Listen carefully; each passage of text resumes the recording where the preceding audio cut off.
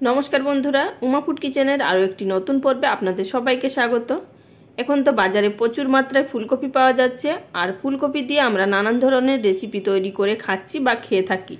ফুলকপি খেতে খেতে অনেক সময় মুখে অরুচি চলে আসে, ফুলকপি আর খেতেই ইচ্ছা করে না। কিন্তু আমি আজ যে রেসিপি আপনাদের তৈরি করে দেখাবো সেটা আপনারা একবার যদি খান আমি আপনাদের কথা দিচ্ছি সেটা আপনারা বারবার খেতে চাইবেন। এইটুকু আপনাদের বলতে পারি এই রেসিপি আপনারা আগে কখনো খাননি আর বাচ্চা থেকে বড় সকলেই কিন্তু এই রেসিপি পছন্দ করবে যদি একবার বানিয়ে দেন। দুর্দান্ত স্বাদের ফুলকপির এই রেসিপি তৈরি করার জন্য সবার প্রথমে আমাদের যেটি প্রয়োজন সেটি হচ্ছে ফুলকপি। আমি এখানে একটি মাঝারি সাইজের ফুলকপি ভালোভাবে পরিষ্কার করে ধুয়ে নিয়েছি এবং গ্রেটারের সাহায্যে গ্রেট করে নিয়েছি। আর নিয়েছি এখানে 100 গ্রাম পরিমাণ মটরশুঁটি বা কড়াইশুঁটি যেটাই বলতে পারেন। আর এছাড়া আমি যে সমস্ত উপকরণ ব্যবহার করব সেটি আমি আপনাদের রান্না করতে করতেই দেখিয়ে দেব। এবার চলে এসেছি সরাসরি রান্না করার পদ্ধতিতে। গ্যাস ওভেনে একটি কড়াই বসিয়ে তার মধ্যে দিয়ে দিলাম 1 টিস্পুন পরিমাণ সরষের তেল। তেলটাকে প্রথমে ভালোভাবে গরম করে নিতে হবে, তারপরে এর মধ্যে দিয়ে দেব যে আমরা গ্রেট করে রেখেছিলাম ফুলকপিগুলো, সেগুলো ফুলকপিগুলো দিয়ে দেওয়ার পর এবার গ্যাসের ফ্লেম মিডিয়াম টু হাইতে থাকা অবস্থায় 2 মিনিট মতো ভেজে নেব। তার আগে আমি এর মধ্যে দিয়ে দিলাম স্বাদ মতো নুন। আপনারা অবশ্যই এই পর্যায়ে নিজেদের স্বাদ বুঝে নুনটা ব্যবহার করবেন। এবার এটিকে অনবরত নাড়াচাড়া করে ভাজতে হবে, তা না হলে কিন্তু তলার দিকে লেগে যেতে পারে যেহেতু মিডিয়াম টু হাই ফ্লেমে ভাজা হচ্ছে।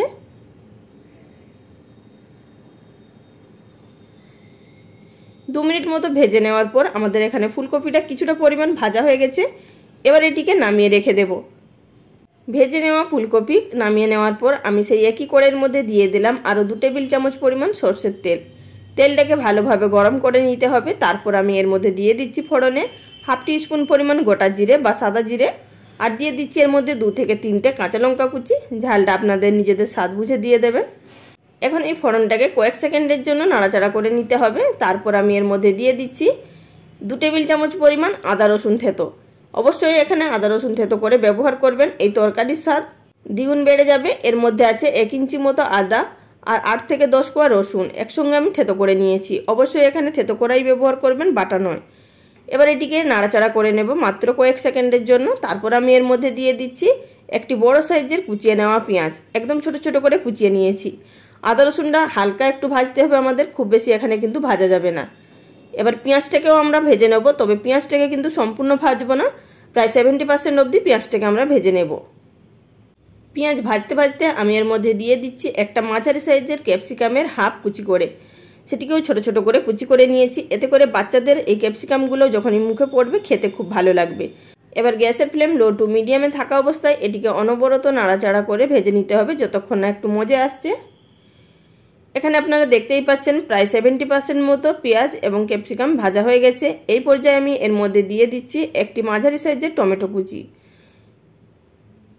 টমেটো দিয়ে দেওয়ার পর আমি এর মধ্যে বেশ কিছু গুঁড়ো মশলা অ্যাড করছি। প্রথমে দিয়ে দিচ্ছি এর মধ্যে 1/2 টিস্পুন পরিমাণ হলুদের গুঁড়ো, দিয়ে দিচ্ছি এর মধ্যে স্বাদ মতো নুন। নুনটা অবশ্যই বুঝে দেবেন, ফুলকপিগুলো ভাজার সময় নুন দেওয়া ছিল। আর দিয়ে দিচ্ছি এর মধ্যে 1/2 টিস্পুন পরিমাণ ধনে গুঁড়ো, দিয়ে দিচ্ছি এবার এর মধ্যে 1/2 টিস্পুন পরিমাণ লঙ্কা গুঁড়ো, ঝালটা আপনাদের নিজেদের টেস্ট বুঝে দেবেন। দিলাম 1/2 টিস্পুন পরিমাণ জিরে গুঁড়ো। আবারও এই সমস্ত উপকরণগুলোকে খুব ভালোভাবে কষিয়ে নিতে হবে। এখানে কিন্তু জল ব্যবহার করার কোনো প্রয়োজন নেই, যেহেতু এখন দেশি টমেটো থেকে কিন্তু জল বেরোবে, তাতেই কিন্তু টমেটোরও সিদ্ধ হয়ে যাবে আর বাদবাকি যে গুঁড়ো মশলাগুলো আছে সেগুলোও ভাজা হয়ে যাবে। আর যেহেতু নুন দেওয়া হয়েছে তাড়াতাড়ি কিন্তু মজেও যাবে। এখানে আপনারা দেখতেই পাচ্ছেন খুব সুন্দরভাবে ভাজা হয়ে গেছে আর উপর থেকে তেল ছেড়ে দিয়েছে।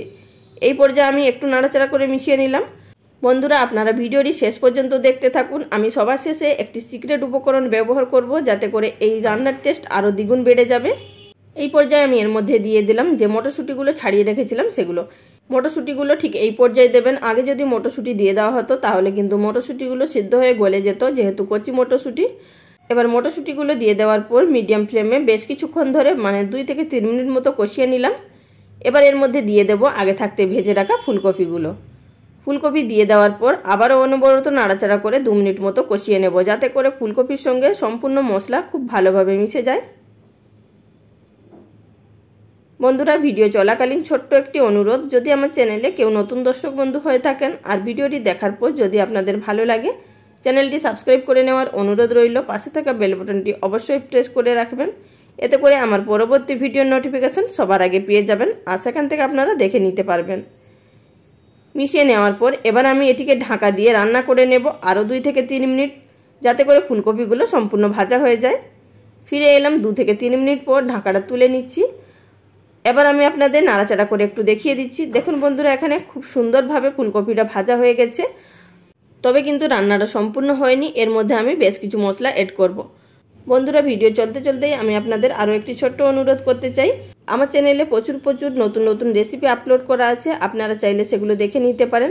আশা করছি আপনাদের সেই সমস্ত রেসিপিগুলো ভালো লাগবে। এবার আমি এর মধ্যে অ্যাড করে দিচ্ছি 1/4 টিস্পুন পরিমাণ গরম মশলার গুঁড়ো। আপনারা চাইলে এখানে গরম মশলার পরিমাণটা বাড়িয়ে নিতে পারেন। আর দিয়ে দিচ্ছি এর মধ্যে 1 মুঠো পরিমাণ ফ্রেশ ধনেপাতা কুচি, দিয়ে ভালোভাবে আবারও নাড়াচাড়া করে মিশিয়ে নেব।